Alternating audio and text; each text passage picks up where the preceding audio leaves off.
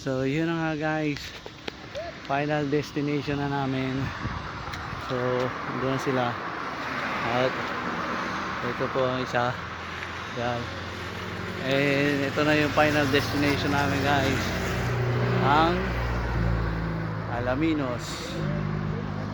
So finally we did it. So yan, kita na namin. So nakarating na kami ngayon dito sa Alaminos. Umalis kami ng alas 5 guys, then dumating kami dito ng 9:40 AM. So 4 na oras, kulang 5 oras guys, 10 minutes na lang, 5 hours travel. Kaya yan, so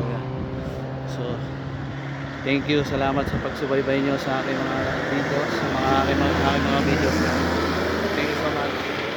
So did it, Alaminos, Laguna, 4.5 or 5 hours na pala, 4:50.